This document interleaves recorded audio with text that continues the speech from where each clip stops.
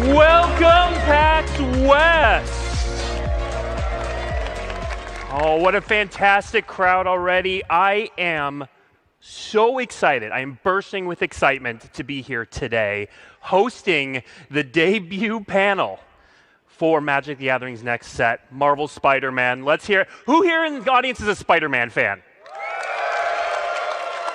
All right, I want to get a sense of the mix here. Who here is a Magic the Gathering fan? There we go. And who likes both?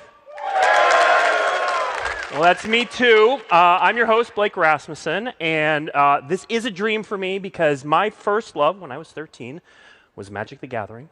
But my second love, not too long after that, was comic books.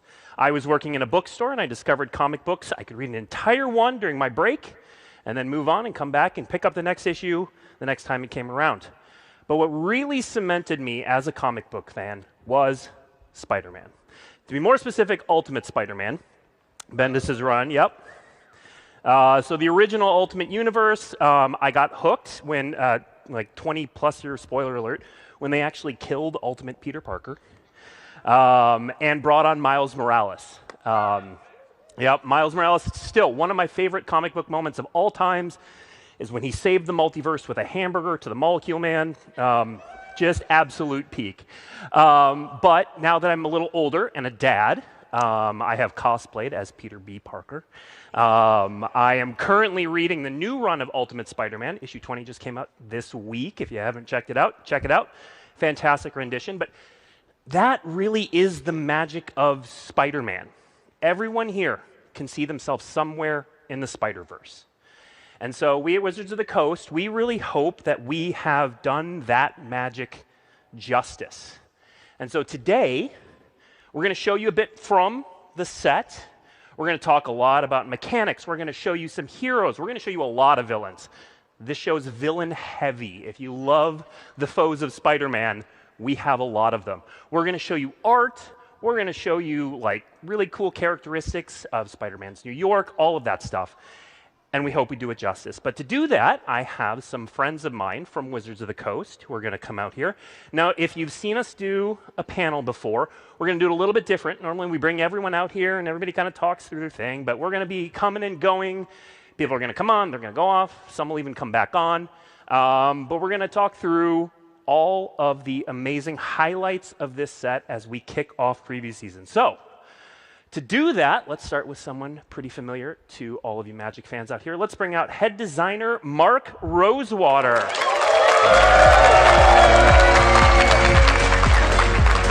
right, welcome, Mark. Have a seat.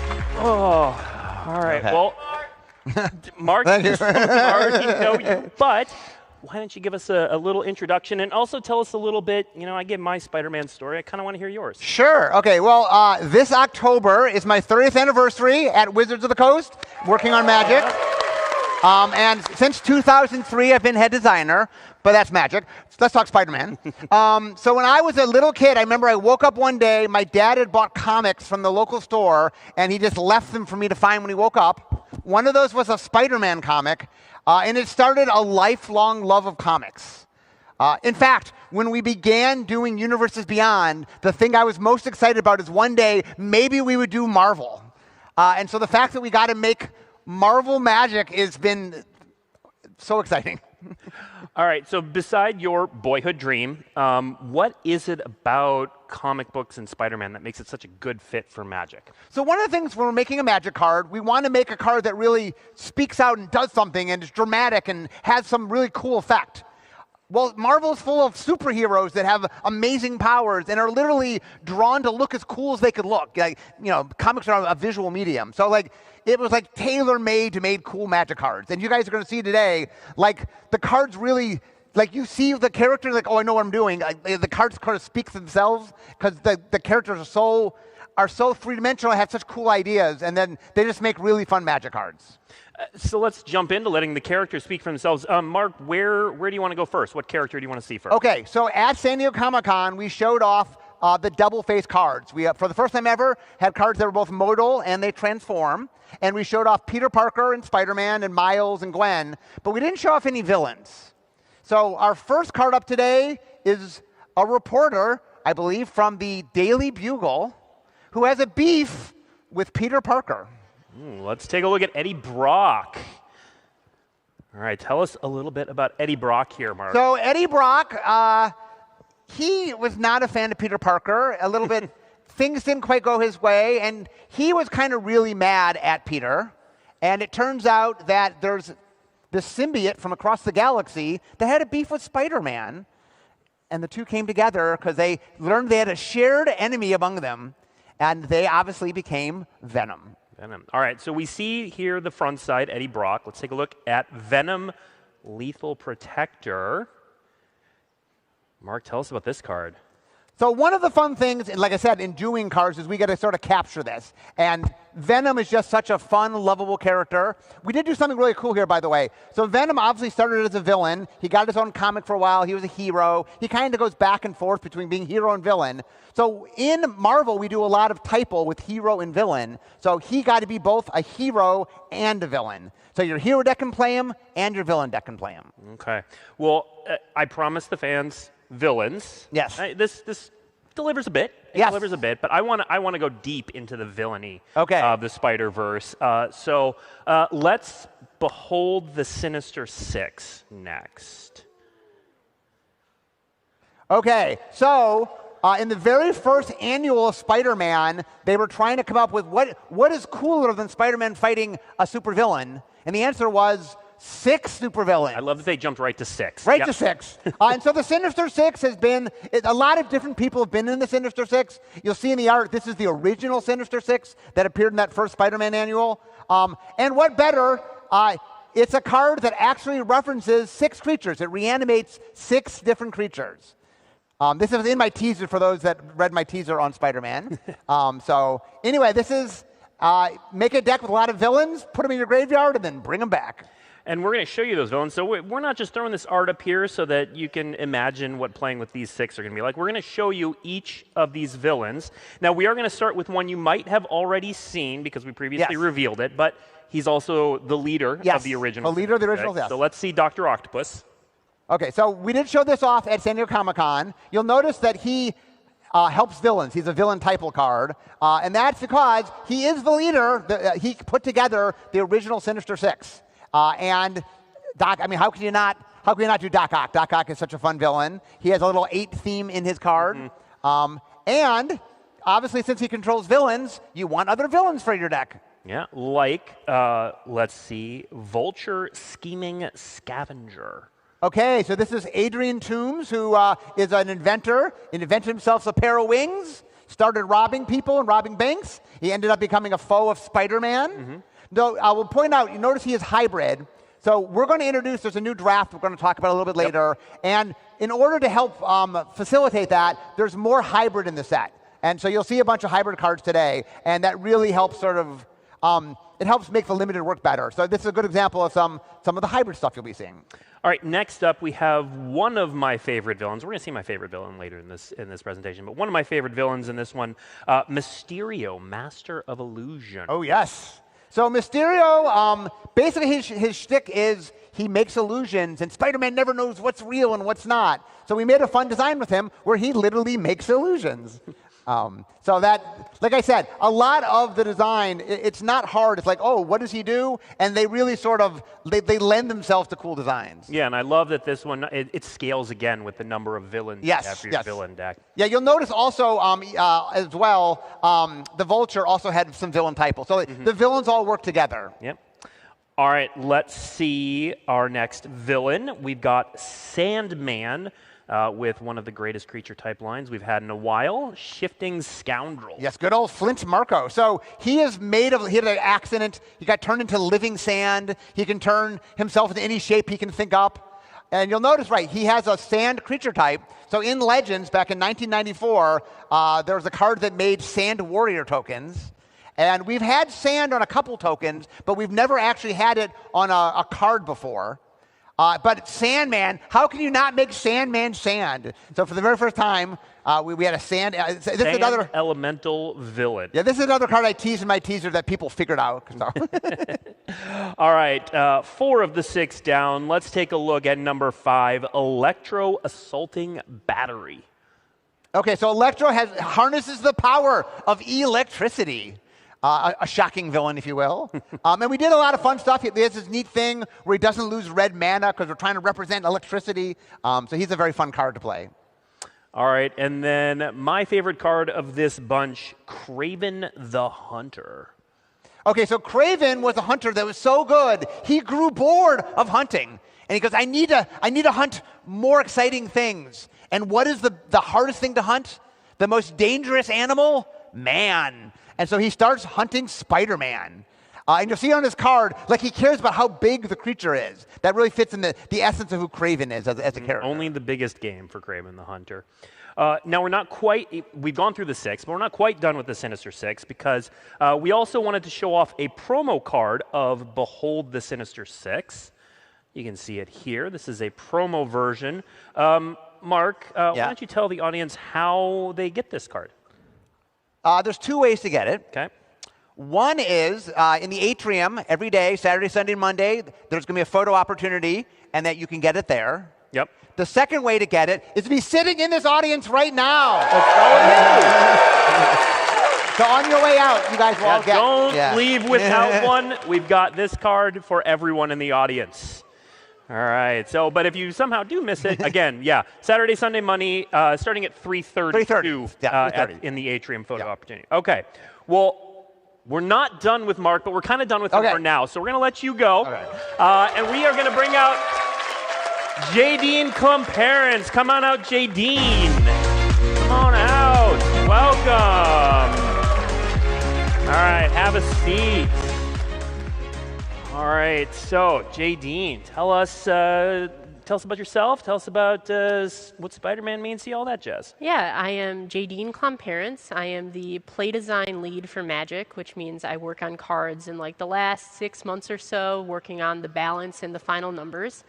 I kind of got to Marvel a little bit later than most of my colleagues. I was introduced to the characters and plot lines for the first time with the movies while I was in college. And then I got to dive so much deeper while working on this set. And I'm really kind of kicking myself for not finding it sooner because honestly, I would have loved this as a teenager. And I'm so excited to get to share some of the mechanics with the set with you today. Yeah, we're going to talk mechanics in this section. Where would you like to start, JD? Can you pull up Spider-Man India, please? That's not Spider-Man India. Let's see. One more. Almost. All right. India with that web-slinging ability. Yeah, so one of the great things about doing a set all about Spider-Man was getting to make cards for so many different spider heroes and kind of show off the whole breadth of the Spider-Verse. And one of the things we knew we were going to want to do was have a mechanic to represent Spider-Man's webs. As far as superpowers go, the webs of Spider-Man are so unique and just kind of used in so many different ways by Spider-Man, whether it's transportation around the city, rescuing a bystander, or even in combat, kind of restraining the enemy a little bit. And we knew we needed to make a mechanic for this that we could put on many different spider heroes that would kind of capture all of the different ways that Spider-Man uses the webs. So the web slinging ability is an alternative cast to casting a card. It has a different mana cost, almost always cheaper, and you can use that ability and cast it for that cost if you also return a tapped creature you control to your hand. So you're getting it down early, representing some of that mobility of the webs, and at the same time, you're picking up a creature of yours, using the webs to transport it back to your hand, where maybe it'll be a little bit safer, and then you'll be able to reuse it, get any enters abilities it's have, or the set is chock full of different ways to benefit from having more creatures to play. If you take a look at the second line on Spider-Man India, you can see such an effect, a little cast trigger for creature spells that'll benefit you for recasting the thing you just put back in your hand. All right, for our next mechanic, I want to go into the costume closet. Let's pull up the next card. Yeah, so Costume Closet here is featuring the Modified mechanic. Modified is a returning mechanic. We've used it before. A Creatures you control that are equipped, enchanted, or have a counter on them are considered modified. And we have cards in the set that benefit you for having creatures. It represents all the different ways in the world of Spider-Man to kind of get a boost from having the right gear or to have some technology aiding you. I really love the costume closet here. It's such a great depiction of all of the different suits and just this idea that you can continually get some boosts. Yeah. All right. We've had two very hero-focused cards in a row, which makes me a little ill. So we're going to move back to villainy. And in fact, we are going to go with maybe Spider-Man's greatest villain. Let's take a look at Norman Osborn. Yeah, so there is a lot on this card. This is one of the transforming modal double-face cards that we've brought you before and you've seen. Norman Osborn here, the front side of this card, is using the connive mechanic. Connive is another one of the returning mechanics in this set. It is representing the plotting behind-the-scenes nature of villainy in the Spider-Man world.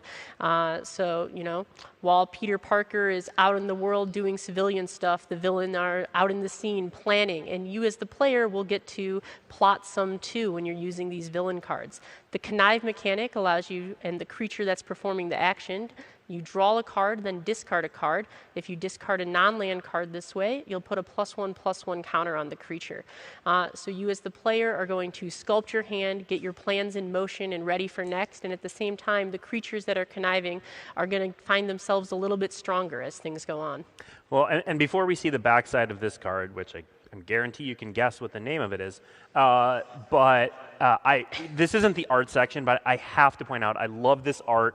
I love seeing the Green Goblin in Norman Osborn's reflection there as another aspect of his personality. And of course, it signals what the backside looks like. So let's take a look at Green Goblin. Here is the Green Goblin. The time for planning is over. It is now time for chaos in the city, represented with the mayhem mechanic. So when the villains are out wreaking havoc on the city, we're representing that form of villainy with the mayhem mechanic, which is new for the Spider-Man set. It is another alternative way to play a card. Cards with the Mayhem ability, while they are in your graveyard, if you discarded them this turn, you may cast them for their Mayhem cost. So Green Goblin here is granting the Mayhem ability to all the cards in your graveyard. Other cards in the set just have the Mayhem ability themselves, and those will often have a lower mana cost on the Mayhem ability than the actual cost to cast the card. So Green Goblin in Norman Osborn here is a really complete package. You can play the Norman Osborn half, get in a few times, connive, and then eventually you'll find a card you discarded that you actually want to cast, and after you attack that turn, you can transform to the Green Goblin, give that card you just discarded the Mayhem ability, and put it back into play. So just a very cool, was really awesome to see us find a way to tie both of the villain mechanics together on this card, and the whole package turned out awesome. Well, yeah, I love the story it tells. Norman Osborn schemes and connives on one side, and then the Green Goblin takes advantage of the mayhem caused by those schemes on the other. It's absolutely perfect. I love it. All right, those are the mechanics we're talking about now, which means, Jadine, I'm going to swap you for Corey. Let's bring out Corey Bowen, everyone. Come on out, Corey. All right, welcome. Thank you. All right, Corey, you know the drill by now. Tell us a bit about yourself and your love of Spider-Man. Great. Well, thanks for having me, Blake. I'm Corey Bowen. I'm the lead set designer on Magic the Gathering Marvel Spider-Man, and I'm so excited to be here. As for Spider-Man, my experience, I was only like 6 years old when the first Tobey Maguire Spider-Man movie came out. Which is how Corey makes me feel old, but continue. Yes. But I just grew up with those Spider-Man movies. All of the Spider-Man movies really shaped what I love about superheroes. And even when I was young, I remember going to Free Comic Book Day and walking back home with 3 different Spider-Man comics from different Spider-Man runs. Very, very cool. Yeah. So, Corey, you're here because we're going to talk about a new draft format being introduced with this set called Pick 2 Draft. So give us the overview. Right, so Pick 2 Draft is a brand new way that we have to draft. We announced it earlier this year. It's got two main differences from a normal, typical draft. The first difference is that you're picking 2 cards every pick. This makes it faster, more fluid, a little bit more speedy and casual. The second difference is you can only draft, or you get to only draft with 4 players instead of 8. So it's so much more accessible, so much easier to get a pot of 4 people together rather than a pot of 8 people together. And for Spider-Man, this is a set that's designed and optimized specifically to make that draft environment work with all of its little idiosyncrasies. Okay, so like we all have yelled, 7 in the queue before. That's now 3 in the queue. Little easier to get going. Easier. But let's talk about what that means for the archetypes. You said there's 5 archetypes. Let's go through each of them. I would like to start with green-white, please. Sure. Well, green-white is an archetype where it's where you're going to find all of your spider heroes within the Spider-Man universe. This is where the web-slinging mechanic really comes into play. This deck is all about using web-slinging, and you can play this deck so many different ways. You can tempo out certain powerful spider heroes. You can collect a bunch of spider heroes and play some cards that buff up all of your spiders. Or you can even assemble a strange combo deck that exists within this set where you're constantly getting value out of flipping your creatures back and forth from the battlefield in your hand. And here we have City Pigeon. I was going to say, you were talking like there wasn't a City Pigeon up on the screen Yes. that we all needed to discuss. I mean, I said we have to show City Pigeon. We have to show City Pigeon. Like, this is a good example. Like, Spider-Man has a setting, right? You see him in all these spider stories in New York very often, and we wanted to bring the tone of the sets and bring it to a New York City setting with a whimsical tone with something like City Pigeon. I stand by that this card is one of the best commons in the set because it's so powerful as a pigeon. I mean, really, it's just a good enabler for web slinging. You can attack with this evasive creature. It gets tapped very easily, and very early on, you have something great to web sling back into your hand, and it makes a hot dog on the way out, which is perfect. All right. We're not showing the food token today. We'll get to those. A hot dog. God, we got to give the people what we want. All right. Next up, though, we are going to talk about the white-blue archetype. What's going on with white-blue? Right, so white-blue, it uses the modified mechanic that Jadine talked about earlier. Again, a returning mechanic. This really is where all of the characters who are scientifically modified or are geniuses, or we have Spider piloted by Penny here. She has this mecha suit, and it's this is an attachment that helps make her a super formidable superhero. And we have the spider suit here as well. We had to make an equipment that was the spider suit. Yeah. So, the spider suit, it's a great thing to equip onto your City Pigeon. Absolutely. A City Pigeon with a spider suit. Yes. City Pigeon, underrated, very strong in this archetype as well. You gotta put everything on your City Pigeon and just start defeating opponents. Absolutely. All right, new achievement that I need to unlock. All right, next up, let's talk about blue-black. Yes. Blue-black, this is where the Rogues Gallery of Spider-Man's iconic cast of villains come into play. This is more of a graveyard deck. You're getting some graveyard value. You're plotting from behind the scenes. You're using Connive to sculpt the perfect hand to thwart Spider-Man. There's also a lot of villain matters in this archetype as well. You can see on this Prowler here, and when a villain enters, Prowler gets to Connive. These cards work really well with some of the Mayhem cards you'll find in the set as well, because Connive and Mayhem just naturally work well together. Right. And Connive, you get to put counters on creatures to, benefit your modified rewards as well. So everything works really well together, and that was a really important part about getting the Pick 2 draft format to be very smooth. Yep. All right, next, let's go to red-green. Right, so every Magic set needs a place to put its big stuff. And here we have Rhino as a huge 7-drop, and we have Spider-Rex from one of the more recent Spider-Verse series. Yeah, and also, if you haven't been reading the flavor text along the way, this is a great place to remind you, check out the flavor text. Especially for Spider-Rex, but it's been fantastic in all regards. Anyway, continue on. This deck really wants to play large spells. It has a theme about caring about mana value 4 or greater. Okay. And with Web Slinging and Mayhem as cost reduction mechanics, you're going to be able to cast spells with mana value 4 or greater without spending 4 mana turn to turn. So this deck really puts those things together and lets us put a dinosaur that's Spider-Man in this set, which is just awesome. You got it. All right, speaking of Mayhem, let's take a look at our last draft archetype, which is black-red. Yes, this is a again, Mayhem, it's a very discard-focused archetype.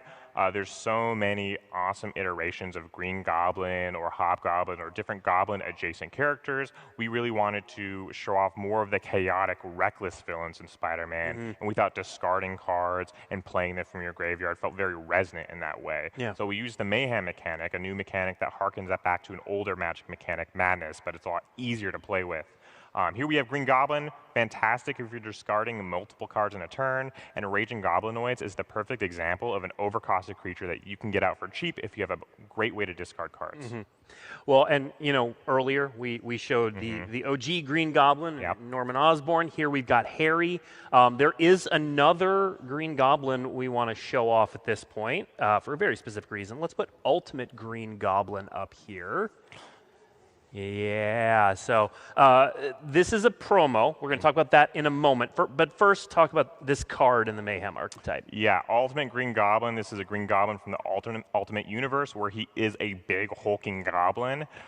This is one of our favorite Mayhem cards in this set. It's a very powerful Mayhem card. It's also a hybrid rare, which will be in this set as well. We're kind of using hybrid at all rarities to really help that pick 2 draft format. But this card's great. It's an overcosted creature. It lets you discard a card every turn to make a treasure, but this also lets you achieve your Mayhem turn per turn. And if you already have a Mayhem engine, you could cast this for Mayhem and get some card advantage. So we've had a lot of fun playing this card, and we hope everyone else is going to too. Yeah. And we're going to show the main set version of this one later, but this promo specifically is going to be available at an event called Magic Presents Friendly Neighborhood Draft. So that's going to be taking place at your local WPN stores September 26th through November 13th, so check with them when they're running it. It's going to be the first official opportunity to play the Pick 2 draft format in stores. All you have to do to get this card is go undefeated at one of those events. That's all. Just don't lose ever. Pick the pigeon. You do pick the pigeon. You will then receive a traditional foil of this Ultimate Green Goblin promo card while supplies last. All right. Thank you, Corey. I'm going to send you on your way again. We're going to bring back out Mark Rosewater again, but we are also going to bring out Sarah Wassel. Come on out. All right. Mark, welcome back. Sarah, welcome. Mark, we've already heard from you. Good. But Sarah, why don't you introduce yourself as well? Cool. Hi, everyone. I'm Sarah Wassel. I'm a senior art director at Magic. I work primarily on the collectability team. So we riff and improvise and make alternate versions of the main set cards, the looking ones. Yes. We don't change any of their stuff. I'm really excited to be here to talk about Marvel, to talk about Spider-Man. I love comic book art. I love how accessible it's been. I love any kind of art that people can get in their hands right away. This set in particular, we have some vintage stuff in the set, and it's unbelievable. Yeah, this set is really exciting for comic book fans. So we're also going to talk in this section about reprints, about the bonus sheet specifically. So, Mark, what's going on with the bonus sheet in this set? Okay, so one of the things that Magic has always done is we have really amazing art. From the very beginning, we've really valued being the forefront of amazing art. But one of the things about partnering with people is Marvel is also known for having really amazing art. And so how could we get the amazing Marvel art that people love onto Magic cards? And so the idea is we have a bonus sheet where we took famous reprints and put Marvel art on them, original Marvel art. When I say original, I mean from the comics. Yeah. So we have 7 cards we're going to show you in this section. They're all reprints, all in the bonus sheet, all with this fantastic art. We're going to play a little game, a little audience participation here. We're going to put up the art first. Sarah's going to talk a little bit about it, and then I want to hear some guesses for what card you think it is. So let's put our first image up on the screen. Sarah, tell us about this. So this is a big deal. This is the first time that Spider-Man showed up as a character in comic books. This was Amazing Fantasy number 15 in 1962. So this was the cover that said Introducing Spider-Man. And this was from the interior of the book. The character was designed by Steve Ditko, who's like a giant of the industry. But the cover was actually penciled by Jack Kirby.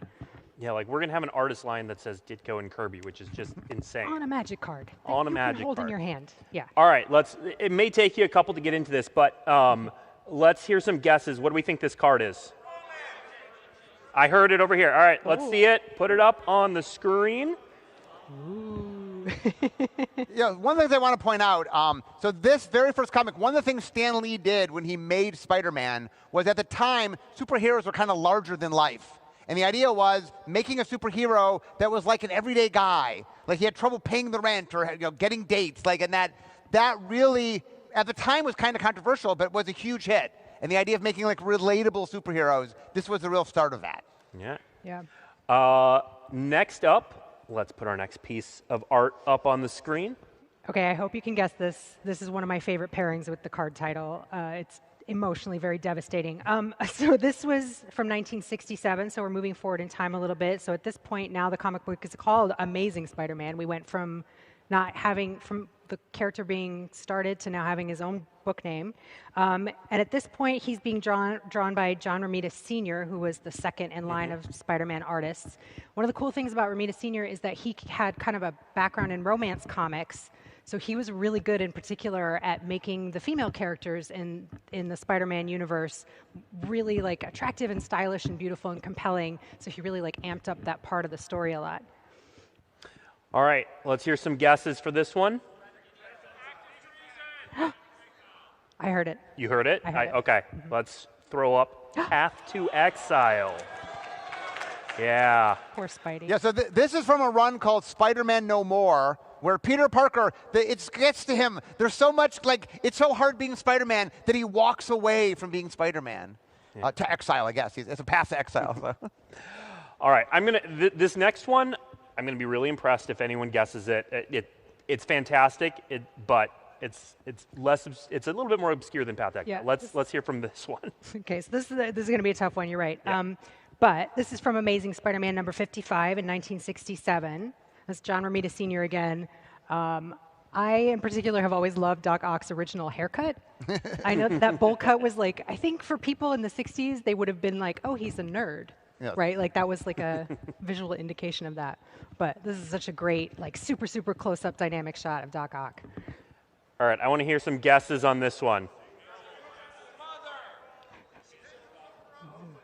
I don't think I heard it, so let's see.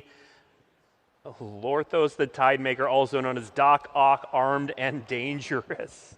So one of the things that we talked about this at San Diego Comic-Con, we're very careful when we choose creature types. So Dr. Octopus is not actually an octopus, so we did not make him creature type octopus. But we couldn't pass the opportunity to make an octopus that is Dr. Octopus. Yeah. All right, for this next one, which is going to be a layup, guys. We're going to keep the John Romita Sr. train going with this piece of art. Right? This one's got to be. All right. Everyone's got to be. Tell us about this one, Sarah. Well, I do know that that's not electricity. Yes, that's not electricity. Yeah. Mm-hmm. Yeah. But what's this guy's name, Mark? You want to give them a hint? Well, his name is the Shocker. Huh? Shock, there you go. All right. Yeah, every game has a free space. When we first started working on Spider-Man, there were a couple low-hanging things. One was, okay, you got to make a J. Jonah Jameson that references Menace, and the other one was we have to have a shocker with shock. Yeah. So. All right, next up, this is one of my favorite pieces in the set. I know I say that a lot, but this one hits hard, it resonates, it really feels good on the card. So let's throw the next piece of art up on the screen. Tell us about this right? one, Sarah. I know, so cool. Well, spoiler alert. So at this point, I think we're in the dark ages of comics. This is penciled by Mike Zeck and colored by Bob McLeod. And the book is Web of Spider-Man 32. And yeah, somebody already called it. Yep. Yeah, it's Reanimate. It's, yeah. But the rules text basically reads like a description of the art. It's incredible. So this is from a storyline called Kraven's Last Hunt, where Kraven buries Spider-Man, and spoiler, he's not dead. But anyway, this is a really famous shot. So the fact that we got to use this on Reanimated. Yep. No, it's perfect. All right. exciting. Next up, let's see. This was a what? This was Craven's Last Hunt. Yeah, that's right. Oh, sorry. Yeah, San Diego Comic-Con. So one of the things we did was we made a cycle of sagas. And that one of the sagas which we showed at San Diego Comic-Con was Craven's Last Hunt. And the idea is there's so many great storylines, sagas represent stories, and that just seemed like the perfect marriage. Yeah.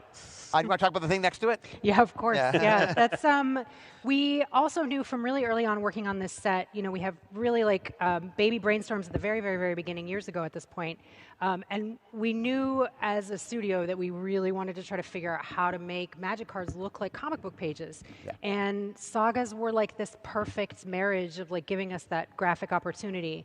But as simple as this looks, and as well as it's working, it did actually take a lot of work to kind of like tinker with it to get it to come out well. And the artists that we worked with here, Laniel Francis Yu and Sunny Go, both work for Marvel, have been for a long time, and they're just so good at using color and shadow to really like delineate those spaces really clearly. And each comic panel represents a different part of the story. It's very cool. Yeah. And we'll have another saga we're going to show off later. Yeah. All right, we got 2 more of these left in our little game. Let's throw, you know, in my youth, this was like the comic book art. Yeah. So tell us about this one. Yeah, so this is Todd McFarlane drawing Spider-Man, and this was like a big moment in the character's design and the design of the webbing even. So Todd McFarlane, you know, he kind of took like a little bit from Steve Ditko from the beginning, where he really like used Spidey's body in really like arachnid kind of ways and really like emphasized that strange physiognomy of what he's like doing as this Spider-Man. He also made the eyes really, really big, and that webbing design in particular is something that's been really iconic and has stuck with the character. All right, let's hear guesses on this one. Yes! Ooh. There you go. Nice. That is so impressive. One of the things we were trying to do is cover a lot of different eras. This is a really fun era of Spider-Man where they get into like the mythos of what it means, the spider totem, and like, was the spider an accident or was it always destined to bite him? And so this is a really fun storyline. Yeah. All right, for our final one, we're actually moving forward in time quite a bit to something a little bit more recent. So let's throw the next piece of art up there. Yeah. One of my favorite character designs of all time. Venom is just the combination of like total gnarly fear and absolute glee with this character constantly like exudes. It's just like it just keeps like it's like a pinball game in my brain. But this one was 2021. Ryan Stegman was the artist here, and J.P. Meyer, and then Frank Martin did the colors. And what could it be? What do we think this one is? He has wings. Ooh. I don't think I've heard it, but let's throw it up there. Skitherick, also known as Venom King in Black. Yeah, the idea of making a venomous Venom seems too cool to pass up on. So. All right, now these are the only one. This is the last one we've shown for today, but Sarah, there are going to be more classic comic book artists included in this. Yeah, correct? there are more of these, and we have names on Magic cards crediting the art like Mark Bagley, Mobius, Eric Larson, Sarah Pacelli. There's just like chock full of these amazing pieces in the set. If you are a fan of Spider-Man artists, like we've got them in spades. All right. Okay, so people are going to want those bonus cards for sure, but we have a range of collectible and cool designs that we've done to create really cool cards. Why don't you walk us through kind of the new and shiny here? Sure, yeah. Okay, so we are going to start by looking at one of the most powerful objects in this universe. One of 6. I said one of. The Soul Stone. So you have 3 beautiful versions to pick from. I'm sure you'll pull all 3 of them. The one on the far left is painted by Vulcan Baga, and he mimicked his his original like Mox compositions, right? So we're really like Magic and Marvel like together, chocolate and peanut butter in a beautiful way. The in-betweener is the one holding that Soul Stone, who has like a super sweet color block outfit. And then in the middle, we have our Gauntlet version. So you get Thanos, you get comic style, you get that sweet Marvel art. And then on the far, far right, the most rare, the most precious. This is the Soul Stone, like in the cosmos, and that card has been tricked out with so many print techniques and fancy things that it will feel just as precious. Yeah, as this the stone itself. doesn't do it justice. Yeah.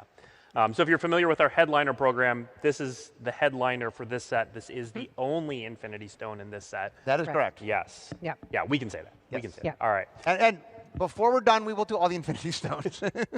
What else do we have, Sarah? Okay, so another thing that we've done with original comic art, in addition to the bonus sheet examples that you were seeing, is that we are doing classic cover cards where we're taking an original comic book cover and we are turning it into a Magic card. Yeah. So on the front side of the card, you've got Peter Parker and Eddie Brock, and that's Peter Parker, the first time that he was ever bit by a Spider-Man ever in any universe. That's the art from that moment. He is a teenager at this time in his like depictions, which I find fascinating that in the 60s this is what a teenager looked like. But then so we've taken the actual comic books with their original wording and everything, but we've replaced the text with Magic rules text. So you get a miniature comic book cover to put in your deck. It's really cool. All right, let's see the next one, the web frame. Yeah, so here's a custom frame that we designed for this set. This is the web frame, and our in-house designer, Dalton Pencarina, really based the webbing on the frame on Todd McFarlane's design. It's really like detailed and really like gnarly. We really envisioned this frame, like as if the Magic frame was an in-world object, and Spidey is like attaching to it and swinging along and going around. I wanted to call it the sticky frame, but no one. Marketing listened to overruled me. her. Yeah, that's a different department. Yeah. Okay, what else do we have, Sarah? Yeah, and so then we have some showcase panel frames. So these are related to that saga we saw before. This was another thing we knew from the beginning that we really wanted to do, was try to show comic grids on Magic cards as Magic art. Comic grids are such an important part of storytelling, both utilizing them and obviously breaking them, right? Those are the exciting moments when the characters like pop out and go over those lines. So again, we were really lucky to work with a lot of current Marvel artists who are experts with this stuff. And so these are just, 4 examples. I'm a big fan of that Venom half face, half, so gross. All right, I got another pop quiz for the audience before we move on to the next card. So we said we were going to reveal another saga. If you're a Spider-Man fan and you hear the word saga, where does your mind go? Like in unison. Perfect. All right, let's see the Clone Saga. Yeah, so here's the main set version. We saw Bill Sienkiewicz's art on the Craven Last Hunt. Yeah. Last Hunt saga as well. Bill Sienkiewicz's was a really important artist in the 1980s in comic books. He was one of the first people in the mainstream comic world to use collage and mimeograph and photorealism and really like play with the art style in a way that nobody had really done before. And he also illustrated Magic cards like way back in the In beginning. antiquity, in Alliances. Yeah, Alliance, so it's yeah. really exciting to get him back in for this set. Like another one of those perfect moments of things kind of all coming together. And we have showcase panel versions of this as well. Yeah. So in the main picture, the bad guy is cloned Spider-Man. The Jackal is cloned Spider-Man.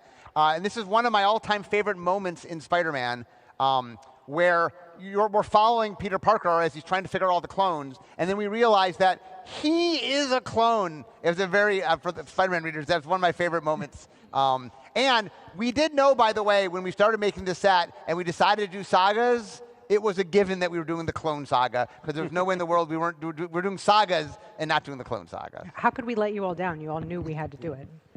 People have bugged me about this online, like, you better be doing the Clone Saga. We did. Another thing we did in the collectability space is, of course, this is the Spider-Man set. We had to focus on Spider-Man. Yep. And so let's start showing this video that runs through. Okay, we've got Spectacular Spider-Man in the Yeah. black suit, and So then this whole idea gave us a couple of fun things to do. One was use a bunch of Spider-Mans that weren't in the set. yep. And another is to make And like, some of which are on the set. and some of which are in the set. And to also riff on the idea of like variant covers that comic books do that people get really excited about, right? So there's 8 different Yep. We're going to come back to each one of Yeah, these. there's 8 different versions of these. They're all drawn by the same artist, Roberta in Granada, who totally like knocked it out of the park. Yeah. All right. Well, let's go through these one by one. So let's move to the Spectacular Spider-Man. Yeah, so as I was saying, Roberta really understood what we were looking for here because the pose is really important. Knowing we were going to riff it 8 times, we needed the logo on the costume to be really, really visible because they changed from suit to suit. We needed the webbing to be visible, and then we had the same background and the same setting for each card. But the art director working on this project, Aliana Rude, had this amazing idea to change the time of day and the time of year for the background so that the colors could shift card to card even just a little bit more and really like set off the suit colors on each variant. Yeah, we're going to see that as we go through, including on our next one, which, Mark, I know is one of your favorites, which is the black. Yes. I think this is one of my favorites. So one of the things that's real fun as a Spider-Man fan is just there's so many great moments. So Secret Wars was an event that happened many years ago. This character called the Beyonder took a whole bunch of heroes and villains and took them to fight each other. But while they were there, Spider-Man got this black suit. And then for quite a while, he wore the black suit, and then something was weird going on, so he decided to go get it checked out by Reed Richards. And then Reed Richards like, it's alive. And I remember that just blew my mind. So the suit would turn into Venom. That's where Venom came from, that he was alive. And the fact that Spider-Man rejected him is what made Venom now got angry at Spider-Man. So. Yeah. All right, next up we have Spider Armor Mark 1. It's beautiful, the disco suit. In springtime, I love the juxtaposition of the delicate flower petals with the shiny bulletproof armor. Next up, a personal favorite of mine is the Stealth Suit. Yeah, this is a really cool one. This one's at night, right? Which is a great way to, if night is in New York City, which is a bright time in New York still, it's a great way to set off the colors of that black suit. All right, and then we have the Sensational Suit. Clone Ben Reilly, looking very, very cool. That Spidey logo going all the way down. And the half-color boots, big fan of that. And then we start getting a little weird with the 6 arms. Right? The grossest one of the set, clearly. Don't take random serums. That's Yep. He should have known that by now. Mark, these last 2, I'm going to let you take these last 2. Oh, sure. So apparently all my stories involve the Fantastic Four. So there's a period in time where Johnny Storm died, although, spoilers, he didn't. But Spider-Man joined the Fantastic Four. And while he was in the Fantastic Four, they made a special suit with called the Future Foundation suit, which was this white suit, which I always really liked. And it matched the rest of the Fantastic Four had white suits as well. But anyway, I've always liked this suit. It's one of my favorite suits. And then the audience's favorite. Yes. So after they find out that his suit is Venom, he can't wear it because it's Venom. And so he has to borrow stuff from the Fantastic Four to get home. And he puts a bag on his head. And they refer to this as the bombastic bagman suit. And so anyway, it's fun. How do we not do the bombastic bagman? It's also the most unrealistic one because his feet are bare and clean, which is impossible. If he's running around the rooftops in New York City, that's not a thing. We knew you'd like this one. And so while we're talking about collectability, we've got something to share that we're really excited about. Let's put this up on the screen. We've got a comic to give away with an exclusive cover featuring Bagman. Mark, how do people get this comic? There are 2 ways to get this. Again. The first is you can go to our booth. Yep. And while supplies last, you can get one at the Wizards of the Coast booth in the Arch. Saturday, Sunday, and Monday. Saturday, not Sunday, not Monday. today. Yep. And also while you're there, you can get a Welcome deck. welcome deck for Yep. Spider-Man. The second way to get it is, of course, to be right here. So when you leave, there's both the card and the comic. So. Absolutely. We're glad you're here. All right, so let's hear a little bit. Who is excited for this set from what they've seen so far? That's what I like to hear. Okay, so we're going to tell you how to enjoy it. We're going to tell you when to enjoy it. So we're going to throw some dates up on the screen. Mark your calendars. The Magic the Gathering Marvel Spider-Man debut, it's today. It's right now. You're here. You're watching it. That's this thing. Previews start next week. We're going to do them all week. We're going to have the full card image gallery. That's going to be the full set. Is going to be revealed on dailymtg.com, again, throughout the week and on September 5th. Previews are going to be available around the internet at news outlets with your favorite creators. There's an article called Where to Find Marvel's Spider-Man Previews on dailymtg.com that'll let you know where all of those are going to show up.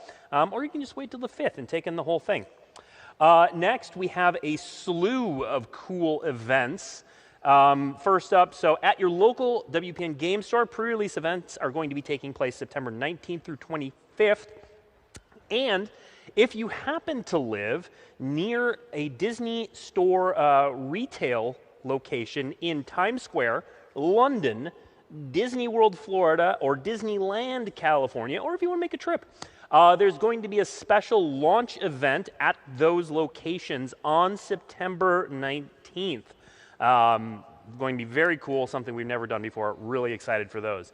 And then the global release, everywhere you can buy Magic, you're going to be able to pick up this set on September 26th. But it doesn't end there, because we are celebrating this set with a number of events. So Magic Academy, for those who don't know, is a great way to learn how to play Magic. So if you're one of those folks in the audience or watching at home who's really, who loves Spider-Man, huge fan of Spider-Man, but you've never tried Magic before, check with the local game store when they are running these Academy events. They're going to be taking place September 26th through November 13th. Great way to learn. And then, of course, we are going to be at MagicCon Atlanta. So, yeah, I'm going to be there. We're going to be there. We're all going to be there. September 26th through 28th. If you've never been to a MagicCon, they're amazing. It's people playing Magic everywhere, and Marvel Spider-Man is going to be all over that convention. If you're looking to play in a standard event, we have 2 spotlights, Magic Spotlights. So these are large, in this case, standard tournaments. They're taking place in Baltimore and Liverpool, October 24th through 26th for Baltimore, and October 31st through November 2nd in Liverpool. And finally, intended a little bit, Spider-Man The Final Battle, happening November 1st through 9th, is a new event. So this is for aimed at our competitive players. These are running November 1 through 9 in WPN stores, so check with your local game store. It's going to be a standard constructed event, and it's going to have the winner of the event is going to receive a special variant cover copy of The Amazing Spider-Man #1, 2025. And we're going to reveal what that cover, what that comic looks like later this week. Again, head to dailymtg.com, look for an article titled Where to Play Marvel Spider-Man. That's going to show off what that comic looks like, but look for The Final Battle at a local game store near you. We're almost done, but I didn't say we were done with reveals, because we're not. We've got a secret to share with you, a secret layer. We use that all the time, but we're going to keep using it. Yeah. So let's take a look. And Sarah, why don't you tell us what we are looking at here? So this is the only place we did this in the set. Not in the set. Well, in the secret. In the secret layer. In the secret layer, yeah, that's what I mean. We made a series of cards that look like front covers of the Daily Bugle, which I love when we do this, when we try to make a Magic card look like something else. The trompe-l'oeil of it is so much fun. So each card is the headline is the title of the card, and there's all these like fun little like Easter eggs all over the place of like different text, as well as the type line gets moved around to like mimic like supporting headlines and stuff. And yeah, we're really super psyched about these. Another thing that happened though is when we made these, we realized that throughout Marvel's history, the Daily Bugle has looked different the newspaper itself has looked different based on which artist was drawing it. And we realized even within the Magic set, we had it looking different. So once we created this set, we kind of retconned our own art to make it all look like this, so there was continuity through the set. Oh, so in the main set, when you see the Daily Bugle in art, it's going to look like that. Very cool. Yeah, yeah. So these, they come in foil or in non-foil, and they are available as part of the Marvel Spider-Man Super Drop. Yeah, so there are going to be more drops in that Super Drop. If you want to know more details about this one, about that entire Super Drop, head to magicsecretlayer.com and make sure you sign up for notifications. All right, that is it. That is all the reveals we have. So thank you, friends, for joining us today. You've been a fantastic audience. Really appreciate you all. Thank you for being part of this journey. Thank you to Mark and Sarah, and back behind the curtain to Corey and Jadine. I've been your host, Blake Rasmussen. Make sure on your way out, get your comic, get your promo card. You deserve it for being an amazing audience. Thank you. Have an amazing, spectacular, and sensational day. There we go. Thank you.